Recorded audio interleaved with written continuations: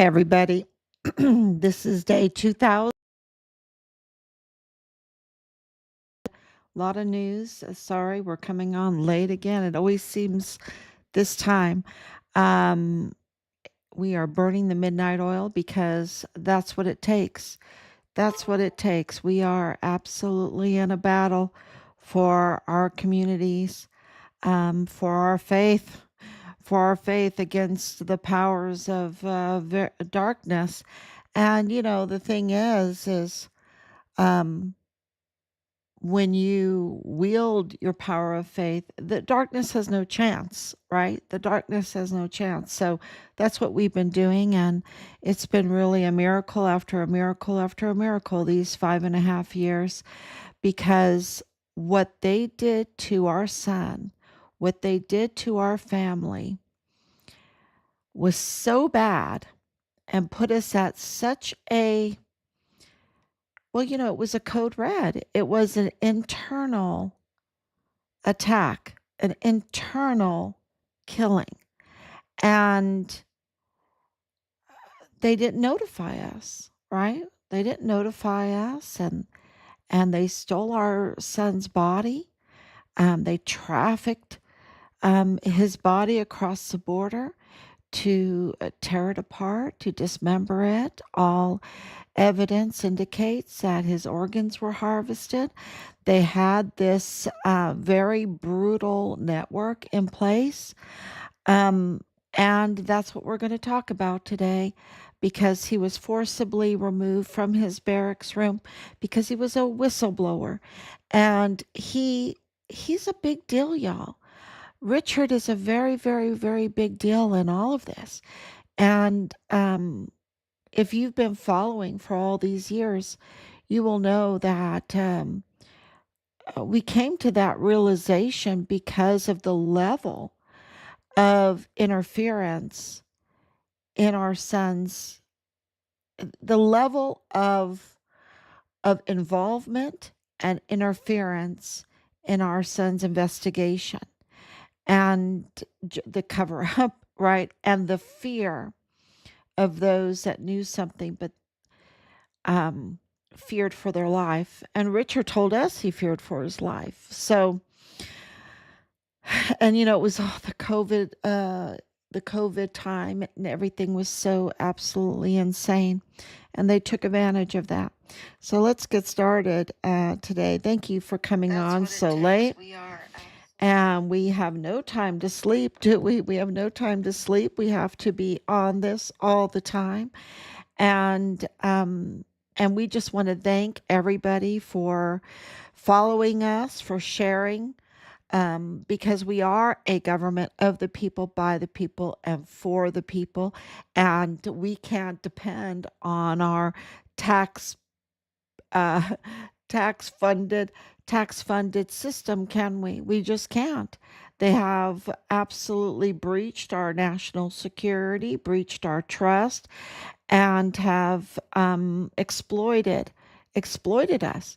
And so it takes the people. It takes the people, and we are in this system, so we have to drive the system to work, to do what it's supposed to do.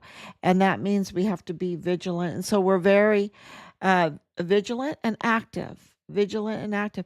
To pray is to do is to pray. So we are very, very grateful for all of the sharing, all of the comments, all of the support that we have gotten. One of the latest, and I mentioned it last night, latest helps that we have gotten is somebody that speaks Spanish translated our videos into Spanish, made memes, just translated them into Spanish, and our articles into Spanish. And we are so grateful for that. We didn't ask for that. Of course, I say, please share, share. And so share in your language. If you're watching from, I know we have people from Germany, people in Ireland, people in Korea, people in South Africa. I've gotten messages from around the world of support. So please, um, please share this information because the Jeffrey Epstein, John of God pipeline is international. Richard's case, from the very beginning, it has been international. And so today we have really breaking news that I'm going to explain to you. Now, this is, very sudden. It's breaking news that El Mencho was captured and killed by Mexican special forces that was led by the USA. And this is all very new information, so I can just give you, and I'm speaking from my heart. I don't have any notes in front of me. I'm just speaking to you from what we've heard on this. And so tomorrow maybe I'll have my head around this better, but it is huge. It's really, really huge. And El Mencho is CGNG cartel, the new generation Jalisco. They are a very, very brutal, probably the most brutal cartel of them all. Okay, they are really, um, they're pretty evil. They're very evil. They are very evil. And in this whole information coming out that Gabriella warned us about, 17 years ago, about, they're eating humans, right? This is a very, very brutal um, cartel. And so there was no holding back, was there? They traffic the worst kind of things. They take advantage of, uh, you know, so many of us. They're scammers, they're fraudsters, they are absolutely manipulators, and they do a lot, and they're brutal, and they're brutal. They want their way. They want to have their way, right? They want to have their way with us, and it's an evil way, a very, very evil way, a very, very dark way. And of course, they are traffickers.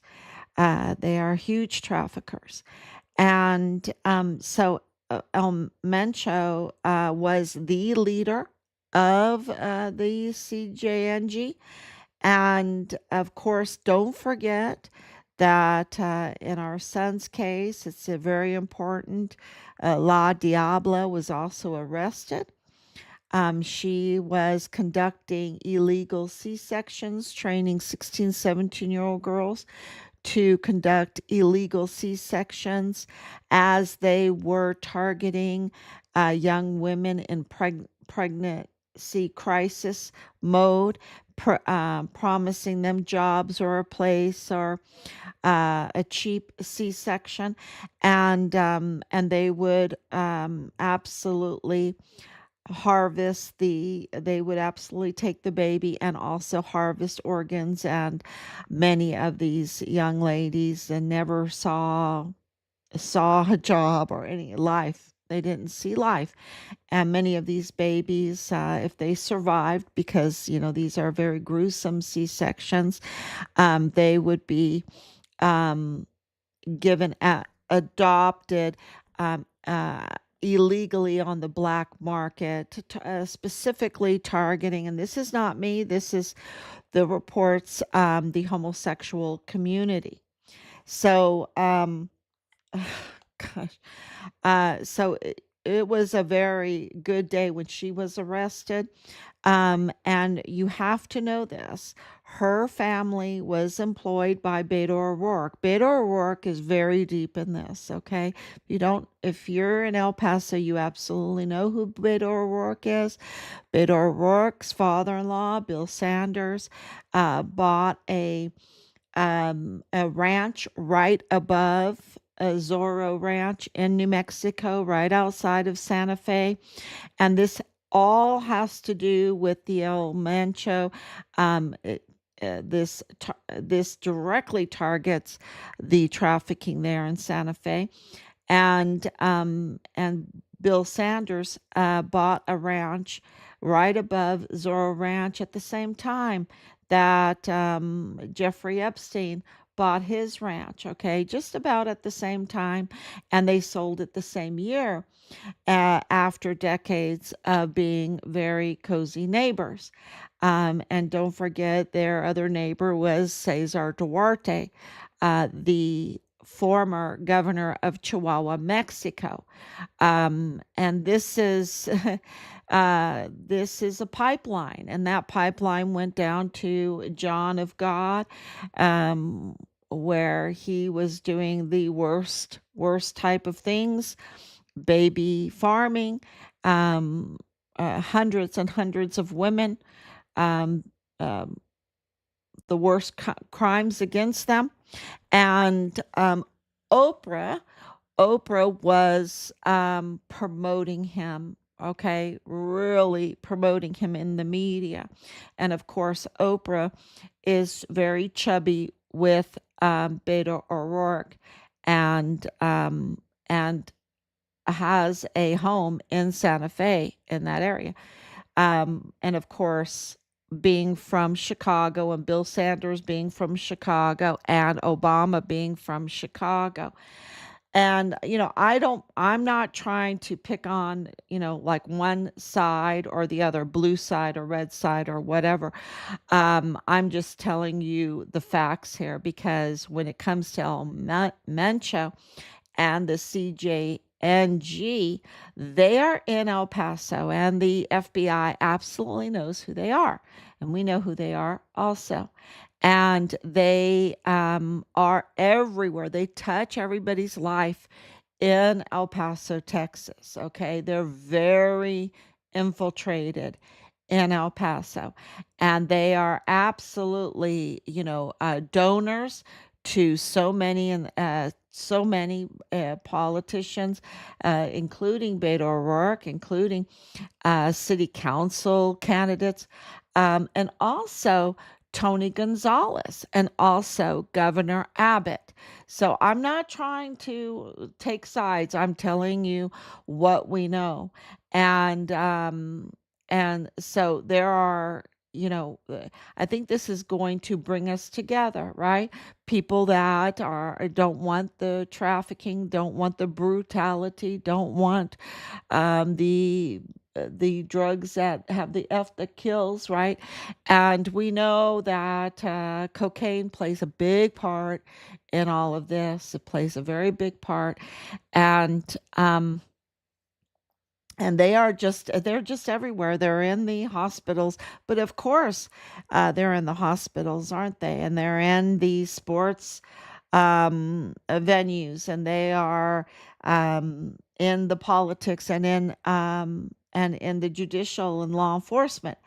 They are absolutely everywhere, and they're operating outside of the law. Okay, this and their relationships are absolutely connected to um, our son's investigation and case. This is why this is so personal to us. Okay, El Mencho being captured and killed is a really very personal thing to us. It is absolutely President Trump keeping his promises. Remember, we received two letters from him. One was his intentions, the other one was a condolence, and also the acknowledgement that our son is a national hero, is courageous, is a name that's indelible, and that he is deserving of all honor and respect from people. And it's just a beautiful letter. It's behind me. Beautiful letter. But the other letter was, what is his intentions? against those that did this to Richard. And he would never send those letters unless he knew everything already, y'all. That's how these politicians work. They absolutely know everything before they send you these things. And um, so this is all in the works. This is, like I've been saying, the vicious negotiations for the repatriation of our son's remains. Okay. And I can say that again. This is the vicious negotiations for the repatriation of our son's remains. Because remember, the Mormon faction, El Paso cartel, are absolutely in alliance with CGNG. Okay. Those that are in El Paso already infiltrated, dug in really deep in El Paso already. And the FBI knows who they are, right? And this is a huge blow. El Mencho is a huge blow to the CJNG. Okay. And it really signals a huge change. And we'll know more in the coming days. But this was absolutely a U.S. Led operation with the Mexican Special Forces.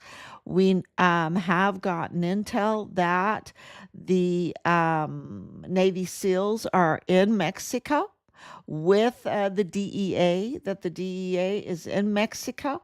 And we also know, uh, um, breaking news, that the head of Tomas, which is a group of Tomas, and I'm doing this all by memory, who is a oil and gas delivery conglomerate, huge conglomerate.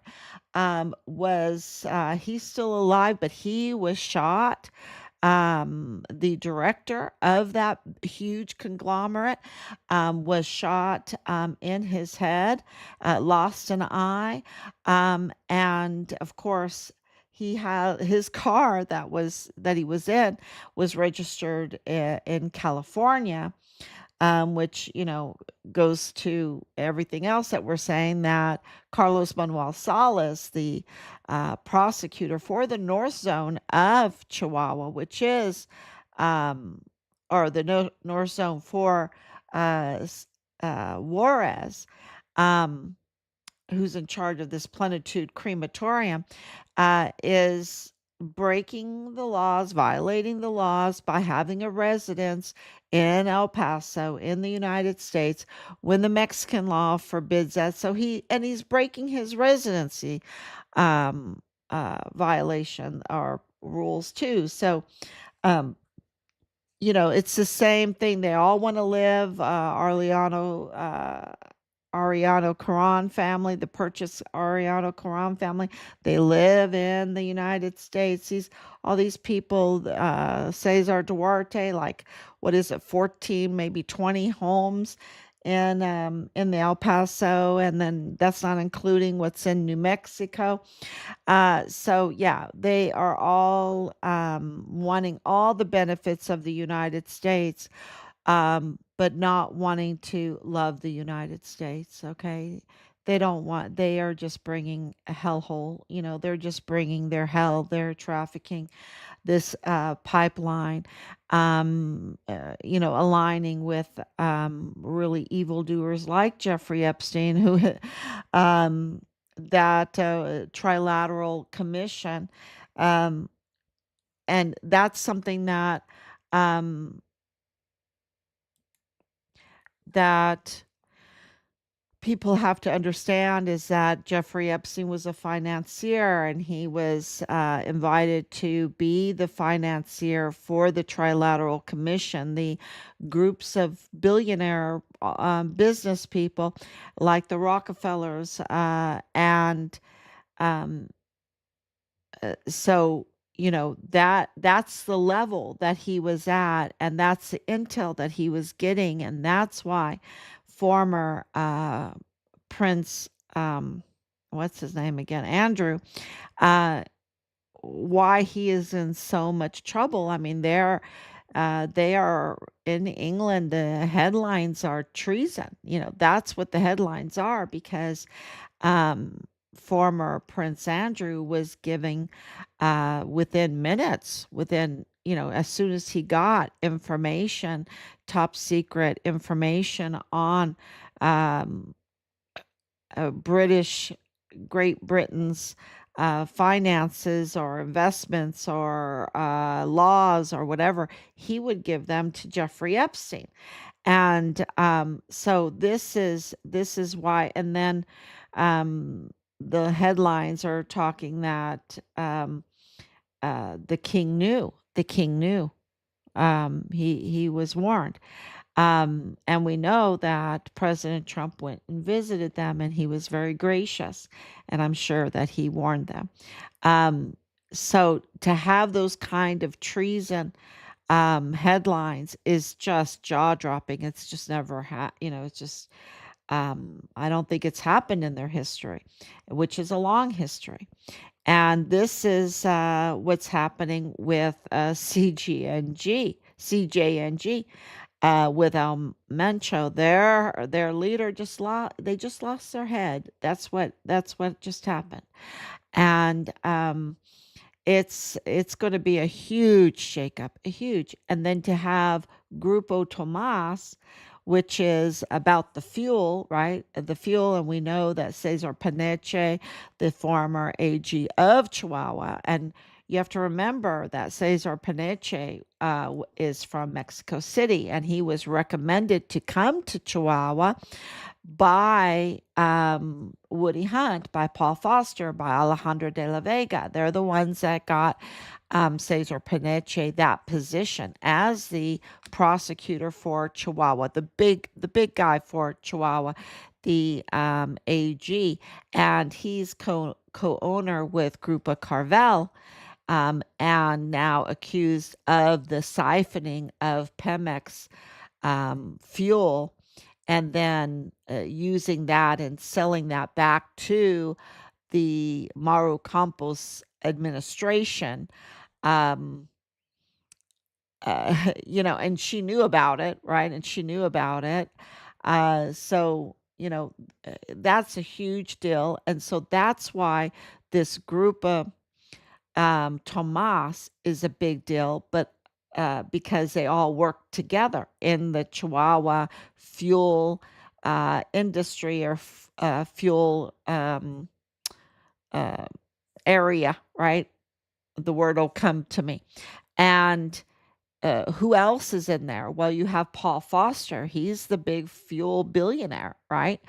And also you have the Plenitude Narco Crematorium owner, Raphael, and I want to put Purchase in there because his mother is Rosa Maria Purchase Arellano Caron Ramirez. And I think that is very, very important because of this funeral home fraud. And everyone knows the Purchase name in El Paso, okay, because they are absolutely have control over the funeral home industry there. And the owners of the Plenitude Crematorium share an address, a business address with El Paso Matters, Bob Moore of El Paso Matters, that exists exclusively for the benefit of El Paso Community Foundation, which is Woody Hunt.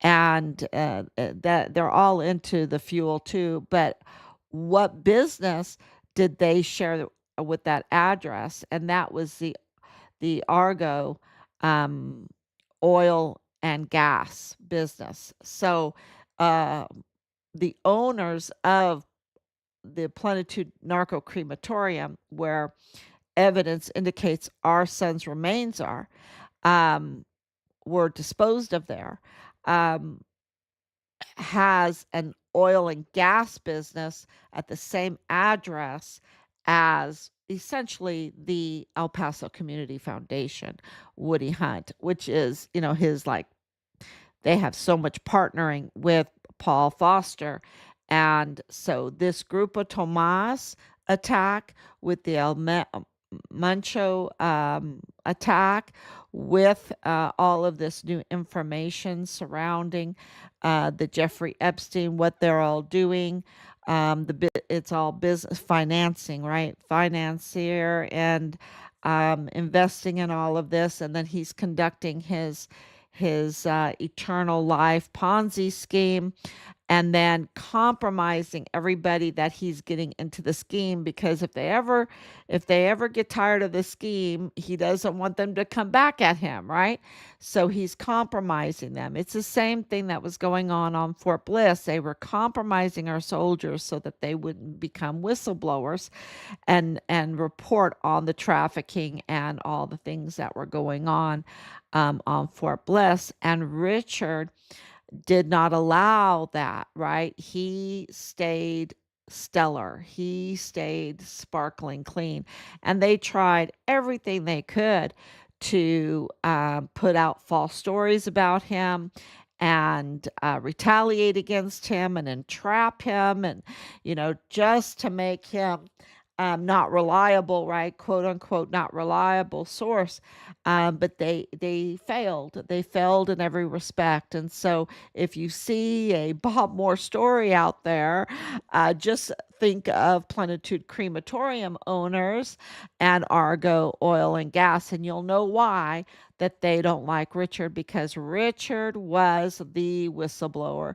He is a big deal, y'all. He is such a big deal, and he was always a big deal to me. He was always he's my baby, he's my youngest one, and he was always a big deal to me.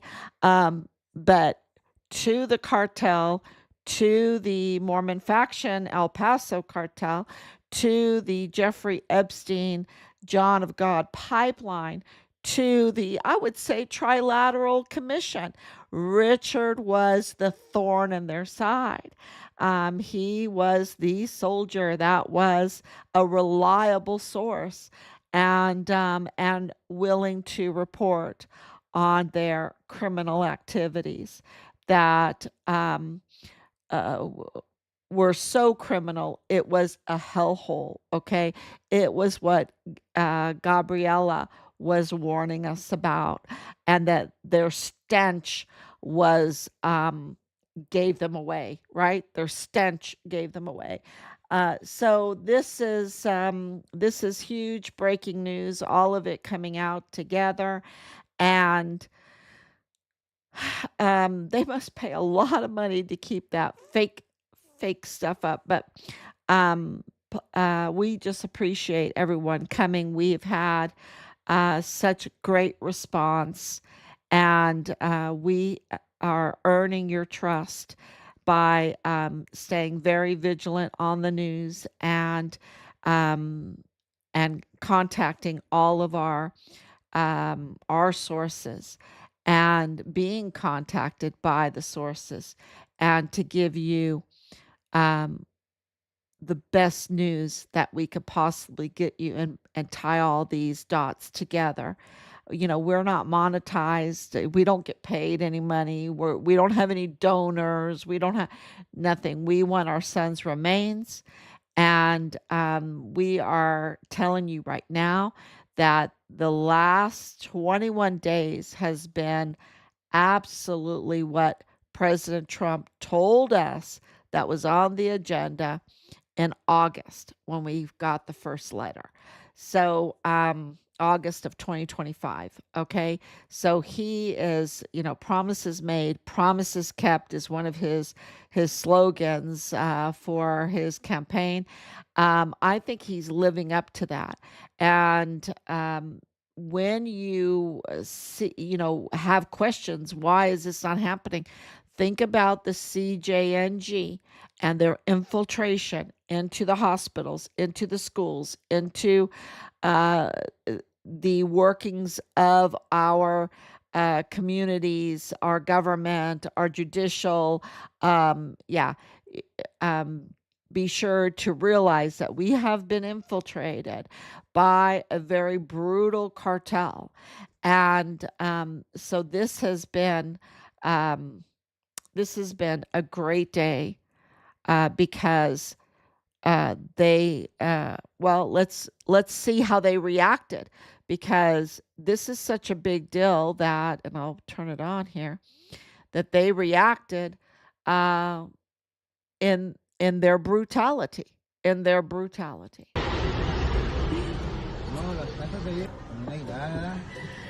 They were, this is a beautiful area of Mexico, and they absolutely torching them, blocking roads, setting cars on fire.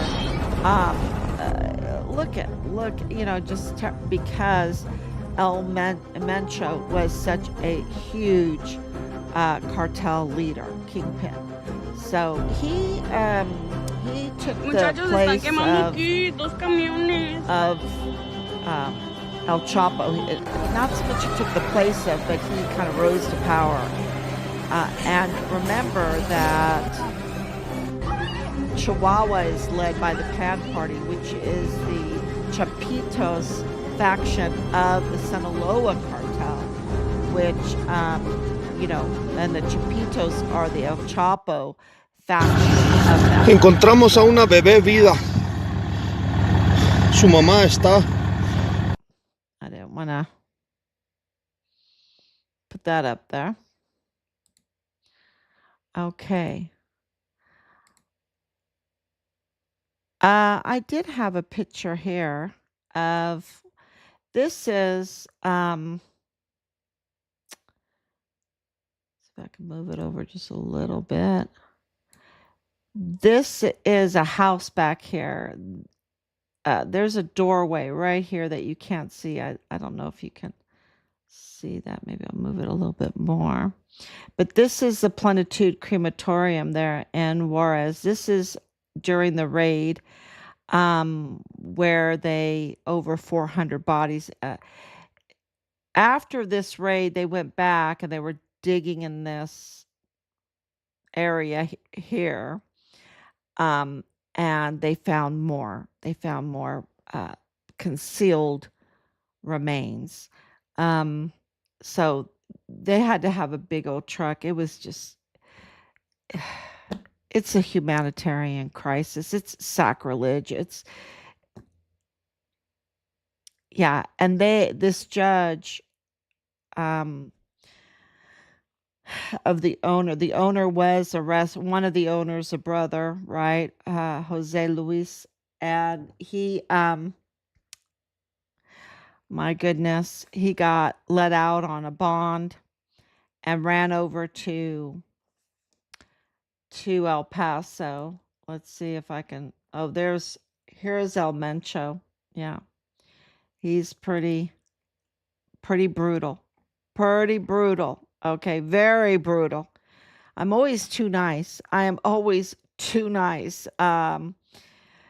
Because these people are very brutal. Here's a beautiful Gabriela Jimenez. And we don't know where she is. They took her. And they, were saying, oh, she has a mental health problem. And no, she was mentally absolutely right on target when you are facing that kind of evil. And I remember going to the first meeting and telling 15 plus agencies, including the FBI and CID and the El Paso police and the Rangers and the Marshals and the ATF and DEA, everyone was there, the military, the Mexican military and all of that, and telling them that we were being retaliated against, and these people had access to CID files and everything. And I want to tell you, the CJNG has access to our federal databases. They can look up. We've been reporting this, and we filed this, that they absolutely have free access, where we have to ask for a FOIA, right? They don't have to do that. They go right in and they have access to see who's whistleblowing, who's the witnesses, who's the judges, who's investigating cases. They have access and it's not redacted. Okay. So this is a really, when I say infiltrated, I mean infiltrated. And of course, we know that Connell Wetton, the assistant special agent in charge there in the FBI, he is compromised. He is absolutely so compromised. I don't care who says, oh, I thought he was a nice guy. They all pretend to be nice and then they're totally, absolutely evil and they give identity details of our son to the cartel and put a target on our son's back. That's not a nice guy. And I don't care if you do it with a smile or whatever, it's not a nice guy. So these people are deceivers. They operate in deception and they might donate to something like the CJNG there in El Paso. They donate, y'all. They donate a lot and they fund candidates and everything. And but don't be fooled. They have no good intentions at all. And look, they gave us this. They gave me this, right? They targeted me. They gave me this at that November 2020 meeting. I kept it. And it's very interesting who's on that board. It's very interesting, who's on that board. I don't know. I have to ask to see if I can reveal the names because it's counterintelligence, right? They don't mean us any good by saying, "Oh, call for a counselor for your mental health." Yeah, right. Um, and I knew better then because of my very, very good friend. But yeah, thank God for good friends, right? For true good friends. Thank God. So yeah, there's this is just, I hope you read it. And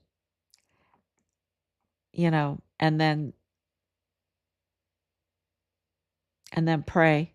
Pray, take a walk, clean your soul because it's just so heartbreaking and so evil. And here is the Samuel says, oh, how do you, read Cisneros. Oh, Cisneros. Oh, it is 1 o'clock in the morning here, y'all. Give me a break. And I know when I wake up in the morning, I'll be able to say it. But Grupo Tomas, Chula Vista, that's interesting. That's where Dallas Hart went when things got too hot in El Paso. I think he's back now, but he went to Chula Vista. I think that's where he went, right? He is the prime suspect in our son's prime suspect in our son's case. So, yeah, this is please share this, and it is interesting. It's all interesting. So, okay, let me answer any questions. How did he find out? How did he find out what? Please give me some context because I probably looked a little bit too late at your comment and I've lost the context. How did he find out? So, yeah, it's one thing that I've said over and over again is that I was born at White Sands. I went to school in El Paso. And we have connections. My parents belonged to the German American Club there for years. So we find out things. And we're very grateful for that. Just like we knew and we broke the news. We broke the news that I think so, that Jose Luis was spotted in El Paso right after he got the bond by the corrupt judge. And he's the owner, one of the owners. It's the family, the Arellano Caron, the Purchase Arellano Caron family, that owns Plenitude Crematorium. And we broke that news. So yeah, we are absolutely connected to El Paso, to White Sands, um, which is New Mexico, right? And um, and we're very, very grateful because that has really helped us to move forward, to bring leads to. We were told that they couldn't investigate, that we had to investigate, and we had to bring them leads, or they couldn't do anything for us in Richard's case. And um, yeah, we've been doing this for over 5.5 years. So it's what we've found out is pretty heartbreaking, very heartbreaking, and that we need the people. We need the people to support us and to back us up, because we've been infiltrated. So, and I can tell you this, that today was a good sign, because you always question things, and um, it was a very good sign. And President Trump is serious. He's serious. He is dismantling the cartel. He's dismantling it. And that's not an easy task. And that is the vicious negotiation for the repatriation of our son, a very big deal, and a U.S. Army soldier that they trafficked to a foreign country.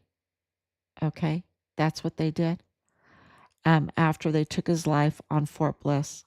So thank you, everyone. This is serious, and I'm just so happy that you came on so late, and I will be back tomorrow, God willing.